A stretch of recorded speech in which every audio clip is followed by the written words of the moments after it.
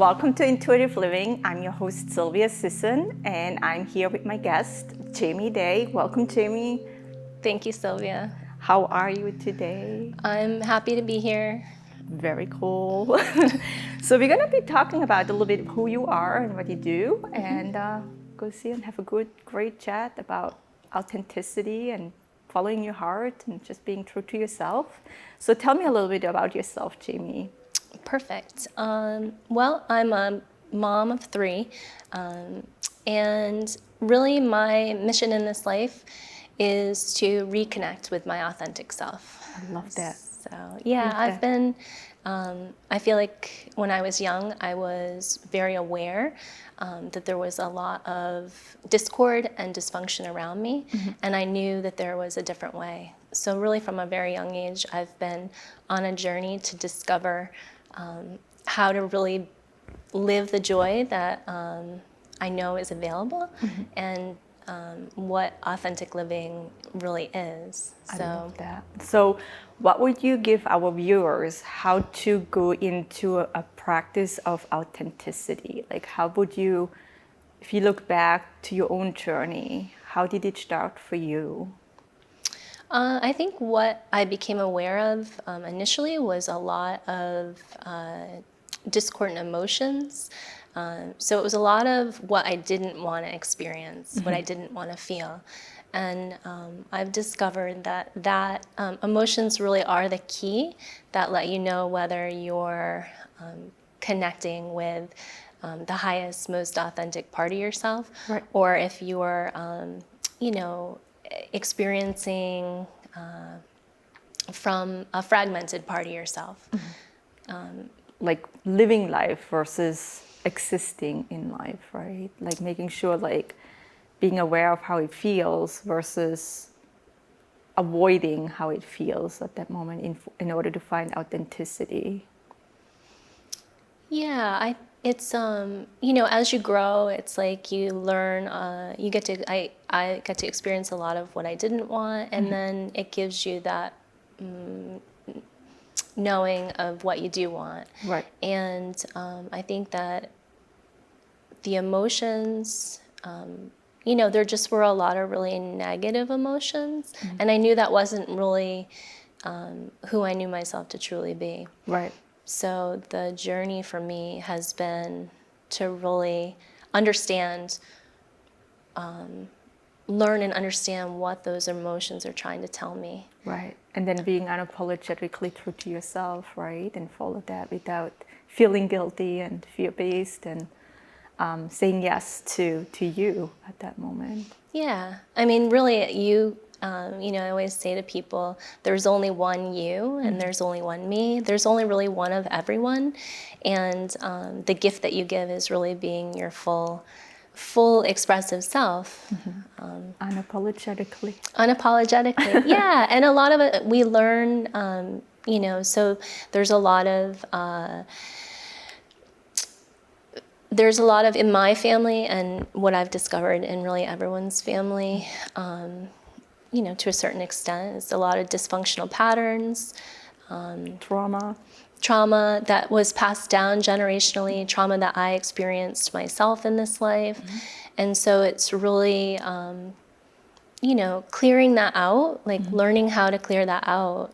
And the journey to discover authentic self is really, it's challenging, but it's so rewarding. Right. I always say, like, if family have like karmic cycles, right? The one that comes in and tries to stay unapologetic true to themselves and authentic to themselves is the cycle breaker. Yes. And that's always going to be a challenge because you're going to really have to approach and look at trauma and situations and cycles in a complete different way. And then have the courage to truly ask yourself, okay, does this still serve me? Where do we stop? Where do we regroup and then shift into something else? And most of the time, anyone that stays unapologetically true to themselves, gets into their own authenticity, I always feel like they are labeled to a certain degree as like a black sheep. Why can't you just, do or be like everyone else in the family? Why do you have to come in with a different idea and different ways of approaching things? And I think that's the hardest part, especially when you're an empath, right? Because an empath is there to please everyone else, or they think they have to please everyone else, and they just want to be a good person and a good daughter, a good friend, a good spouse, whatever is attached to them. And for an empath to say, I'm super aware of what I need, but it's really hard to put that into action without hurting or disappointing people at that time. And I think, most empaths are very aware what works for them, what doesn't work for them. And some make their mission to say, you know what, I'm just going to do it. I don't care what comes with it. I'm not going to go and stay in that pattern, in that cycle. I try to be truly listening to my heart and my soul and step into that unapologetically. Yeah. It's I would add it can be very lonely. Absolutely. And there was a lot of, I was just really like at a young age, just I'm here to break this dysfunctional cycles in my family lineage. And I knew that I am a lover. I have a lot of joy.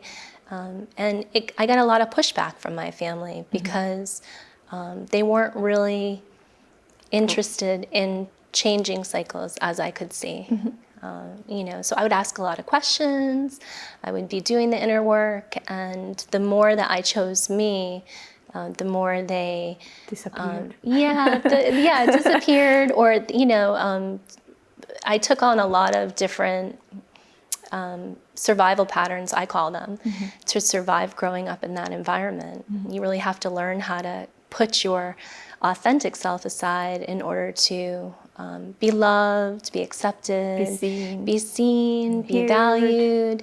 And when you're young, you don't know any different. But as you grow, those survival patterns don't work anymore. Yeah. And the gift that you give is really being willing to, discover, okay, wait, why exactly am I doing this? Right. What exactly am I looking for? Right. And for me, I was able to discover, my discovery comes through how I'm feeling.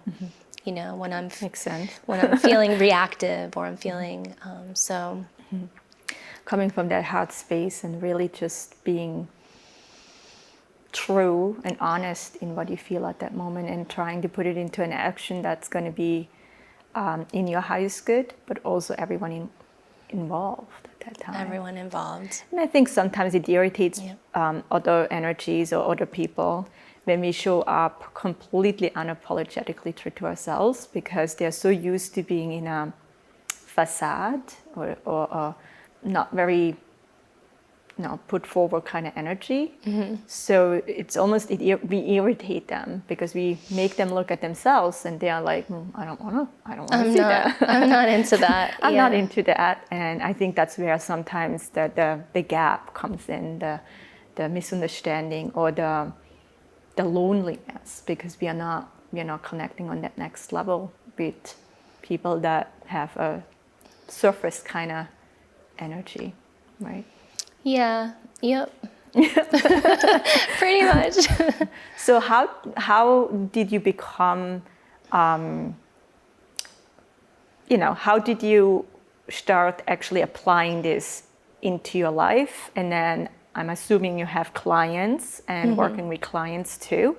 How did you facilitate that for yourself, but also for others? How do you do that? I mean, really. Learning through going to classes, reading, taking seminars. I'm just a learner, and I would learn and then I would teach it. I love that. And so it was a lot of different, just a lot of trying different things. Yep.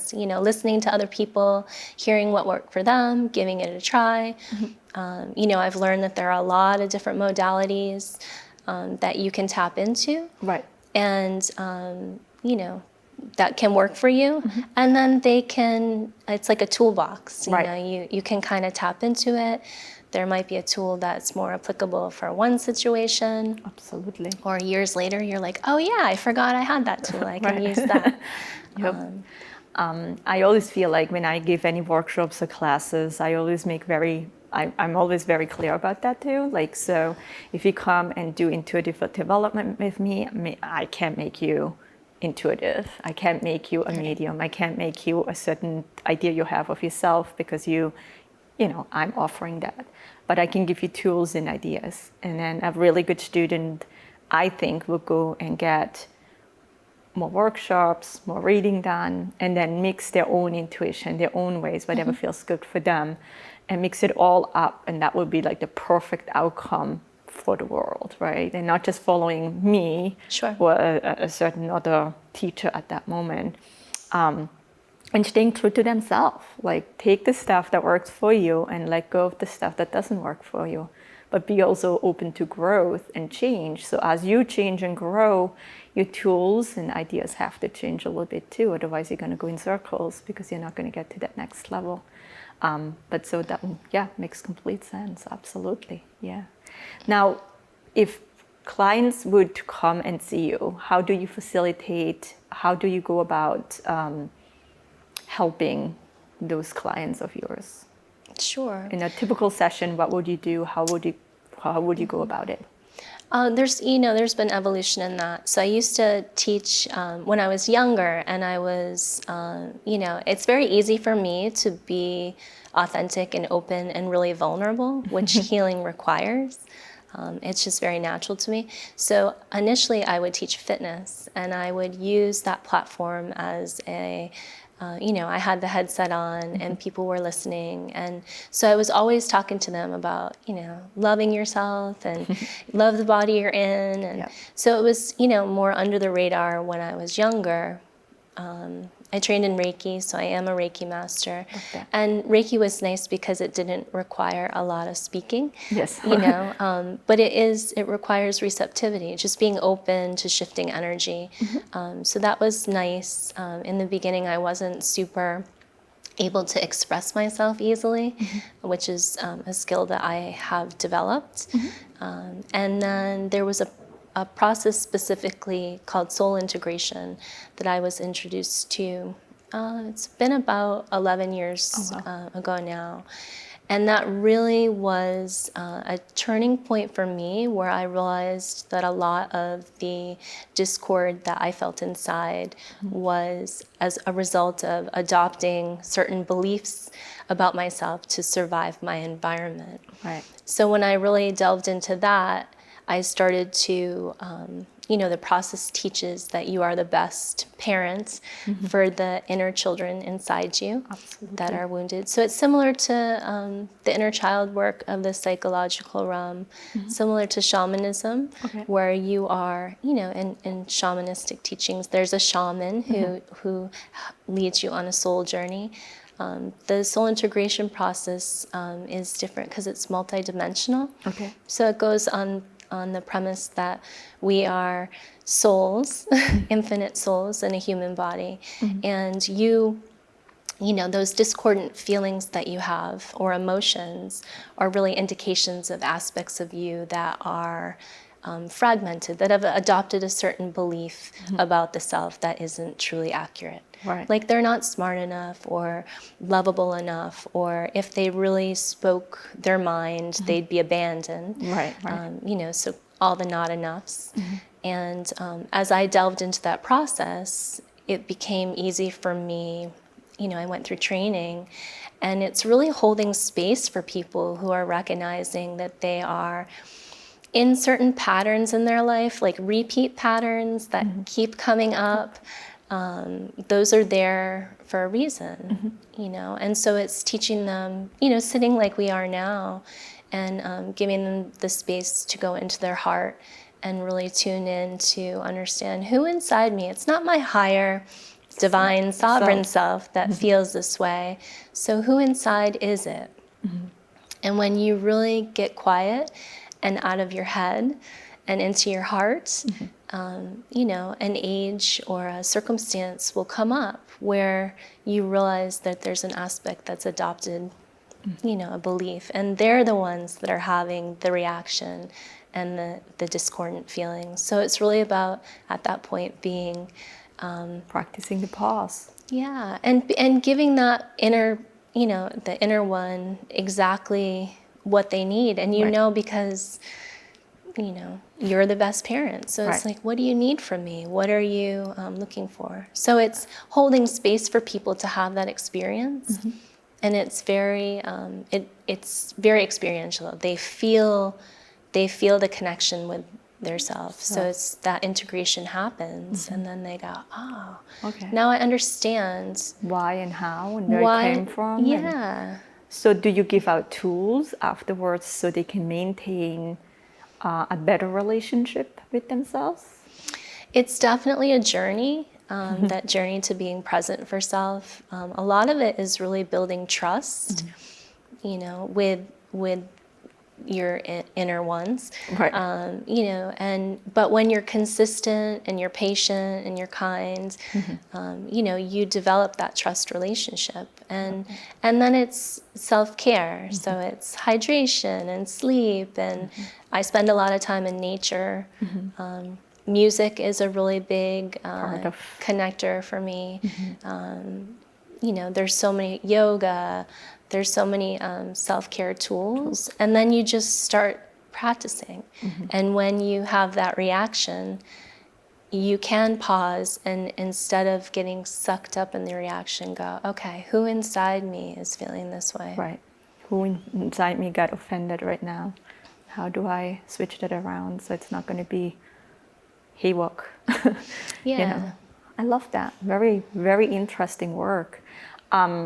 So going back to work, do you find clients of yours, they might start off, but then they stop after a certain amount of time being in that energy because it might be too much, or they're not ready yet to truly connect on that heart level with themselves? Or do you feel like overall people that come and see you, clients that see you, they are ready to make that happen? Or do you have both? Really, thank you. That's a great question, Silvia. The clients that come to see me are really ready. They're ready for the change. Go deeper and really heal on a deeper level. Yeah, they're committed to it. You know, and I have a questionnaire, so that really helps me. And it's all the deep questions that, you know, really get someone. You have to really be ready, right? And so I attract people who are really ready to make that change. I love that.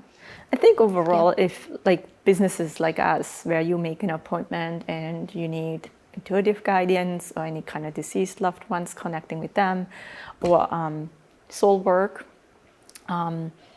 most people, when they make the appointment, I would say they're really ready to hear what we have to say or what we have to share with them. Very few, and because of certain circumstances, I would say, might not be receptive of what we do. Because, I mean, once you're on my website or on Jaime's website and you read through it and there's this inner pull that you need to connect with that person or with that facilitator, I think that's already the first permission you give yourself to be in a different space and allowing us to do what we need to do to get you to where you need to go with help. Yeah. That's how I feel, at least for my, you know. And I was wondering if it's similar to you or if it's just like a, you know, pull, you know, kind of energy. Like some people are ready and then push comes to shove when they go really deep because it's such a deep, vulnerable place to go. And sometimes I think souls are not ready to really experience that emotional place. And, you know, some might just pull out and like, nope, not doing it, can't do it right now. I'm not ready yet to actually see that right now. It's too much work. Right. But I would say it's similar to my work. If you sign up, you're probably pretty ready to do that work. like that. Yeah, I agree. I I feel especially, I am just a truth speaker, and it's a safe place. I've, having done the work myself, continuing to do the work. It's not that I've done the work, it's a continual journey. Right. But it just provides a safe place. I think people feel safe. And then there are times where they are a little resistant, and that's where I will lovingly say, can you be with this? Right. Can you really stick with that right now? That's where The work that's where the starts. healing happens. Yeah. Right. And it's something, it's a lot of times you drop in and out of emotions. It's like you only let yourself feel something to a certain extent because that's what feels safe. So what if you allowed yourself to go deeper? Right. And the fear is that they're going to get sucked back into that initial circumstance that created the fragmentation, or that they'll think they're as bad as they feel that they are. Right. But the reality is that you're whole, imperfect, unconditionally divine, sovereign being. Absolutely. So it's like, hey, that's in there, and it's interesting because it can be really scary. But once you have the experience, it's like, ooh, it feels so much I'll have better. some more of that, please. Right. And it's, it is challenging. It's And it has to be also a certain level of awareness, not to fall back into, when you go out into the regular world and have to function in a regular society, not to fall back into old patterns and old cycles, and being aware when it happens so you can kind of catch it before it starts to get out of control again. I think it's similar to ego and soul work, right? That little voice that tells you you're not good enough, or like you should feel guilty, or you're not the best right now. That's that little ego that comes up, that's telling us all the negative stories. And for whatever reasons, humans tend to really believe that much more and much easier than anything that's being said about them in a good way, right? Similar to compliments. Anytime somebody gives you a compliment, you start questioning sometimes, like, really? Okay. So it's harder for us to actually accept anything that's on a soul level than actually on an ego level at times. And we tend to fall more into, okay, that must be true about ourselves, although that's not true at all. And then learning to be aware of when it shows up, or when it actually enters your energy, and then finding tools or ideas to shift that around, so that's not going to be your narrative for forever, or for a big part of your life. And I always say ego, we need both. We need the soul level and we need the ego level. Ego can also be very protective in certain situations. But if ego overrules the soul level, that's where it gets complicated. That's where it's not really in balance anymore. So we need to figure out how to balance that in a better way. So it's similar work, I'm assuming, to be aware of that ego, that narrative that comes up, right? Yeah. I've found over the years that there are so many different description. Well, yeah, it's different work, but it's the same. Right. And so, I know for myself, a lot of times I have to be introduced in different, I'll hear it over here, and then I'll see it over there, and then it's like, oh, what resonates with you? What really, and I think the teacher too, absolutely, is important. Just that feeling, that connection. And, yes. And then making them aware of what's really going on within them. So when they choose, when they're ready, they can change that different outcome at that moment. Yeah. But it's all about awareness, being aware of how you feel and why you feel a certain way, and then being ready to step into let's change that around. I don't want to carry that. I don't want to continue cycles that are very unhealthy in families and within themselves, and then being ready to step into that, their own power, their own soul work at that moment, in their own heart space, right? Yeah. It's all hard work. It's not your feet, not your mind. It's totally, absolutely everything heart-based. Yeah. And there's only one you. So the gift you give the world is being your authentic self in your full expression. And I find it's exciting. It is. To continue to discover. I'm still, deciphering and uncovering patterns of survival that, I had adopted.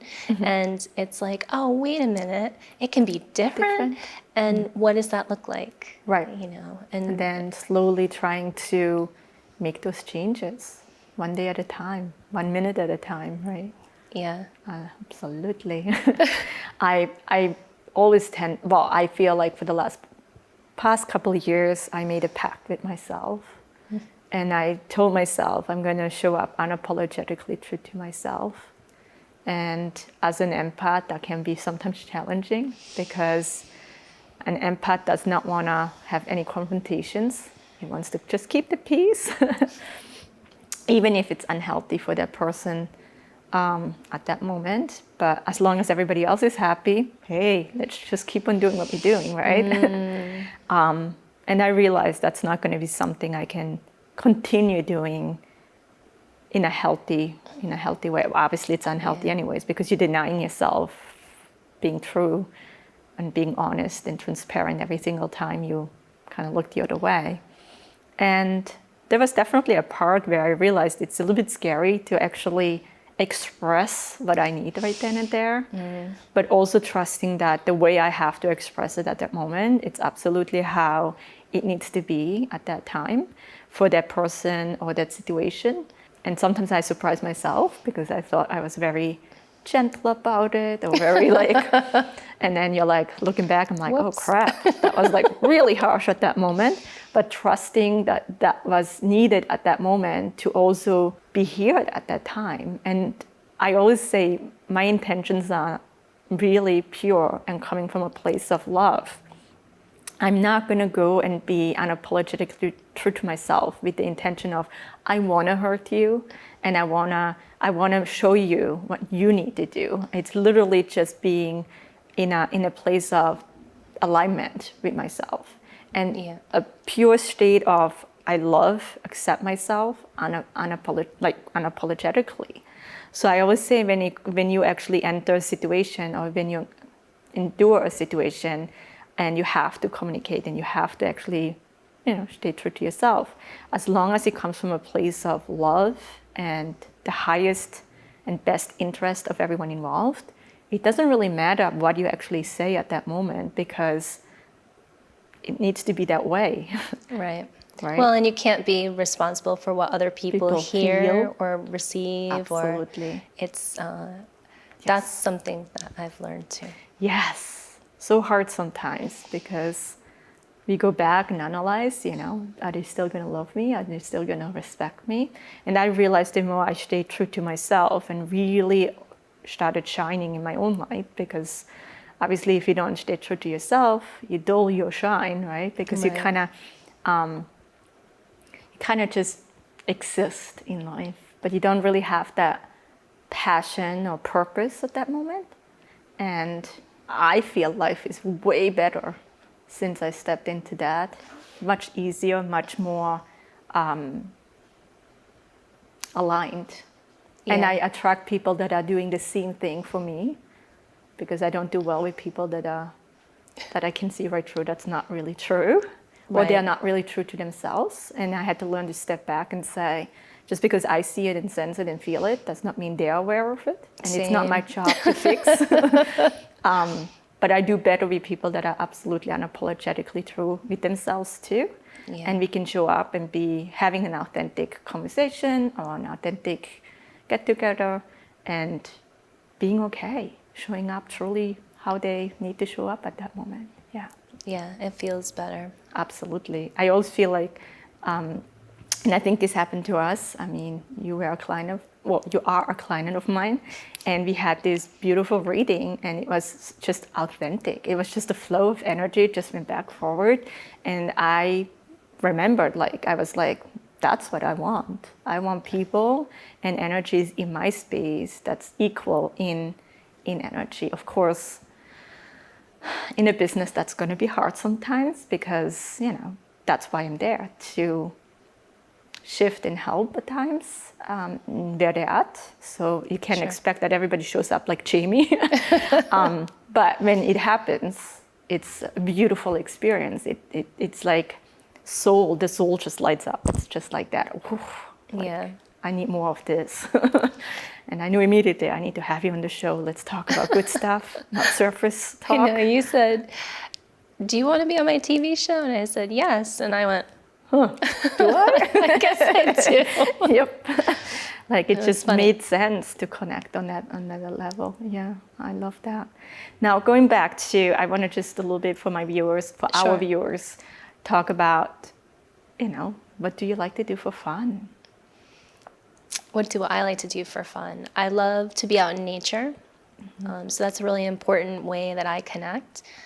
Being in the woods or being at the ocean. Love that. I love to dance. That's a good way of realigning souls. I love music, and I love, it's a good way to move my body, to move the energy. I like just about anything outside. Camping, hiking, everything, and paddleboard. I just got my motorcycle license. Ooh, congratulations. I got my first motorcycle. It's fun. Very nice. I always wanted to do it. So it was, when you do something that you've always wanted to do, and you're like, hey, look at me. Yeah, it's just fun. But really, these conversations are my favorite. I could sit and have them all day long. It feels amazing. I know I'll leave here and be, I know my husband, I'm sure he gets sometimes a little bit irritated or just kind of like, where is she now? Downstairs in my office. And sometimes it's 3 hours later before I come up because it's just that flow. It just feels right. It feels good. And we needed that exchange for both sides. Yeah. So yeah, I love having deeper conversations, going into that soul level, energy level. Love that all around. Absolutely. So how, if our viewers want to connect with you and start doing their work, or they feel it just resonates with them to connect with you, how would they get in touch with you? How would they find you? I mean, you can find me on my website. So it's jaimeday.com. And my name is spelled Jaime. Very cool. Day.com. Very cool.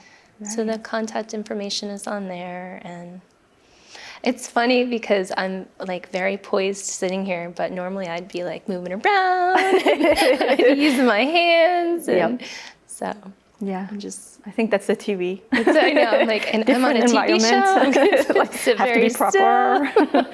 Yep, absolutely. So yes, if you're interested in connecting with Jaime Day, feel free to connect with her on her website, www.jaimeday.com. If you have any questions in regards to this episode today, or you want to connect with me, feel free to connect with me at sylviasisson.com. Thank you for watching. Until next time. Thanks, Silvia. Thank you.